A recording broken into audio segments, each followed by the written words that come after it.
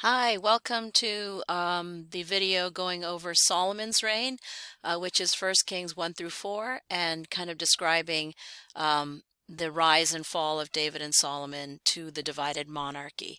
So let's take a look at that real quick. So in terms of the previous video, we had gone over a very specific set of stories from 2 Samuel 11 through 13 about David and Bathsheba and her husband Uriah, and how David's own children kind of inherit some of David's qualities, but in a kind of exaggerated, more skewed, more corrupt way. And that would include his children Amnon and Absalom. Um, in some ways, his other son, Solomon, who will eventually become king after him, also inherits some of David's qualities, which I'll go over right now. So in First Kings chapter 1, you have King David old and advanced, and the way that you figure out whether he's still suitable for kingship is they put a girl in his bed, and because he can't perform, they realize, oh yeah, he didn't know her sexually, so he's no longer capable of being virile and king-like. Yeah, strange criteria to determine whether you're still qualified. So it ended up that Bathsheba goes in there and kind of secures the kingship for her son Solomon, who frankly, after the dust settles with Amnon being killed and Absalom being killed as well, it's like who's left? And it ends up that Solomon secures the kingship because he has God's blessing, he has David's blessing, and he has Nathan's blessing. So he becomes king. And he says, here's a session of Solomon. It says, your son Solomon shall succeed me as king, and he shall sit on my throne in my place. So will I do this day, because Bathsheba kind of convinces him. And so he becomes, king. He has another son named Adonijah who doesn't become king, who gets very upset. But there we go. So Solomon becomes king. He tells him, because David was a great king. Maybe it was a womanizer, but he was a great king. He says, I'm about to die. Make sure that you keep charge of the Lord your God, walking in his ways and keeping his statutes, his commandments, his ordinances, his testimonies, so that you may prosper in all that you do and wherever you turn. So it's really upholding that same covenant of, in order to maintain this land that we have and these many descendants who live here, and for God to be your God forever, you have to obey the commandments and statutes. If you don't, and that's of course we see this in the future, if you don't, then you're going to lose all this stuff. So if you do it, walk before me in faithfulness with all their heart and with all their soul, there shall not fail you a successor on the throne of Israel. The problem is, down the line, this is not going to happen. So then David dies. Solomon consolidates his reign. So one thing that Solomon does, that David does, what he inherits from his father, is this ability to keep kind of building up the nation.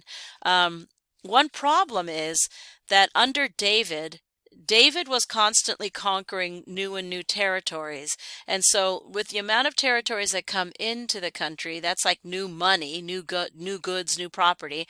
David was spending and building up the country at the same time. So it was, in modern terminology, a balanced budget. He was bringing in money as he was spending it, building up the country.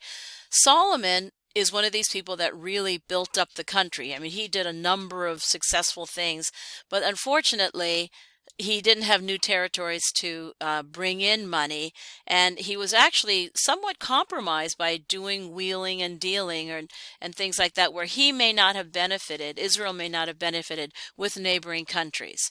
David always had the upper hand. Solomon was just like a normal country that had to negotiate trade deals. So with Solomon, the country wasn't so wealthy, and so the country becomes less stable. And I'll go over that in the PowerPoint again. So he consolidates his reign. He does a lot of new building practices. And one thing that Solomon is also known for is for wisdom. And there's a kind of a charming story about the two women who were kind of fighting over a baby. I kind of expect you to know that. It's found right here in chapter 3, verse 16 following. Make sure you know that because that's a good example of, and it's actually a very famous example about Solomon's wisdom. So make sure that you do know that story. And then his administrative officers. So he essentially, chapters 1 through 4 really outline Solomon laying out his country or establishing his country as a modern country. Ultimately, Solomon will not be depicted so well. I didn't assign these chapters, but if you look, he continues to kind of build up the country. But by the time you hit chapter 11 of First Kings, you notice Solomon's errors. At this point in the process of building up the country, he loved many foreign women, along with the daughter of the Pharaoh, from the nations concerning which the Lord had said to the Israelites, "You shall not enter into marriage with them, neither shall they with you, for they will surely incline your hearts to follow their gods." Solomon married all these women. Among his wives were 700 princesses and 300 concubines, and all of these wives turned away his heart. Solomon started to follow Astarte, the goddesses of the Sidonians, and Milcom, the abomination of the Ammonites. And Solomon did what was evil in the sight of the Lord, and did not completely follow the Lord as his father David had done. So what he did was basically break the covenant. That's what he did later on he kind of got swept up in the building up of his nations, and part of building your nation is to marry wives in this, handling of trade alliances and things like that. And he started to worship foreign gods, which will lead eventually to the divided monarchy. So let's take a look at the rest of the chapter 5 PowerPoint. So you have in 1 Kings 1 through 11, essentially it seems like that there's a lot of monumental structures that are built during the Solomonic period. And then it mentioned in terms of the archaeology, a lot of those structures that we have in archaeology have gone through many repairs and rebuilds, etc. But a lot of state formation processing, a lot of modernizing of a nation state happens during the Solomonic period. Under David, here's a little summary of what they accomplished. The religion of the Lord became the state religion because, as I mentioned before, he had conquered Jerusalem and made it the state capital. And then when he moved the Ark of the Covenant there, the box that contained the 10 Commandments, it became the state religion as well. He elevated Levites. This is the tribe from which Moses, Aaron, Joshua, and Miriam came from. So this was the priestly tribe, to the status of priests, and that ensured Levitical loyalty to the house of David. He built a standing army. He limited royal bureaucracy because David understood that when they transitioned from the tribal confederacy to the monarchy in order to fight the Philistines, not many people liked it. So he was pretty tentative about saying, consolidate, centralized power. He was basically gauging the landscape, and that's why it was so easy for Absalom to basically wrestle the kingship away from him. In terms of Solomon, he's the one that really, like I said, made it a nation state. He gave it a modern executive organization, as you can see from chapter 4. He had all these administrative people that he assigned. He also built the Jerusalem temple. He built the first temple, which is called the Solomonic Temple, in addition to the palace.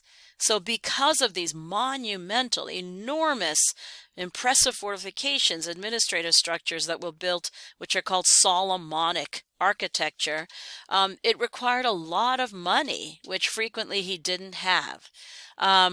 He also had a more traditional imperial army, huge chariot force. He also did a navy, actually, in the Red Sea area. And because of that, if you notice here, Israel was forced to support Solomon's initiatives with taxation and forced labor. So this is a sign of the times of Solomon stepping away from that covenantal promise with God and that, following God's commandments by enforcing labor, forced labor, which is essentially slavery, initiating taxation, which is going to cause a split between the upper class and the low, those who can pay and those who can't, marrying foreign wives, which introduce foreign gods, leading to civil unrest. Things are getting a little unstable during the reign of Solomon because of all of this spending of money and kind of lots and lots of pressure on the statehood. So the statehood is not going to last if you basically put all of this monetary, economic, political pressure on it. So what happens afterwards is David reigns from 1000 BCE to 960 BCE. Solomon reigns from 960 BCE to 922 BCE, at which point Israel, the nation state upon which there was so much pressure, breaks into two in what's called the Divided Monarchy. Now, you should be familiar with that already because of the chapter on the biblical history you already read. But by the end of Kings, what you have is two separate states. The northern state of Israel, with a capital of Samaria and 10 of the tribes, and then the southern state of Judah, which only has 2 tribes, which maintains the line of David and Jerusalem as its capital. Each king of the north, like they said, after Solomon divides the monarchy, are given a very negative assessment, and the turnover rate for the northern kings of Israel, the northern kingdom of Israel, is really high. Most of the kings of the south, Judah, are chastised, as in saying, get your act together, but they're not as desperately bad as the ones in the north. By the end of 2nd Kings, Israel and Judah are both conquered. Israel in 721 by the Assyrians, who are kind of the ancestors to northern Iranians. And then Judah, the southern kingdom, is conquered by the Babylonians, by Nebuchadnezzar of the Babylonians in 587. And then the temple is then, that first temple that was built by Solomon, is then destroyed as a failure to be obedient by God, to God, which of course started with Solomon marrying all those foreign wives, forcing people into slavery, taxing people, causing civil unrest in the country. And then the country splits into two. God's not going to be happy about that, right? Then the northern kingdom is taken over by the Assyrians. God's not happy with that. And then the southern kingdom is taken over by the Babylonians. God's certainly not happy with that. And God's going to let that happen because why? You abused the gift that was the promised land. You Hebrews, you Israelites, God gave you this promised land, and what you did was overextend it, overburden it, overtaxed it, allowed foreign gods to come in, and as a natural punishment of that, because you did not obey the laws of God, God took that land away from you, and that's it. Though the promise to the house of David still remains alive in that small group of people that are in exile in Babylon after the southern kingdom of Judah is destroyed in 587. So I'll just let you take a look at this one, in terms of the succession. All it is a series of kings in the northern kingdom, a series of kings in the southern kingdom, until finally both kingdoms, the northern kingdom of Israel and the southern kingdom of Judah, are taken over by the Assyrians in the north and the Babylonians in the south. Okay? All right. That kind of leads me to the next video that you'll be watching, which is the rise of prophecy. Much like Nathan was kind of God's voice box in David's ear, telling him through parables or through different prophecies about bad behavior, like the story about the rich man with the many lambs and the poor man with only one. What starts to happen when the monarchy divides in 922? And both the northern kingdom of Israel and the southern kingdom of Judah become very unstable, our prophets start to bubble up, come up into the system, condemning both the north for their behavior and the south for their behavior. The southern prophets are Isaiah, Jeremiah, and Ezekiel, and some of the minor prophets. They're the ones that are kind of yelling at Judah saying, get your act together, start obeying God's laws or something's going to happen. And the northern prophets are Amos and Hosea, who are the ones that I asked you to read. So next time we will go over the rise of prophecy and we will take a look at Amos and Hosea.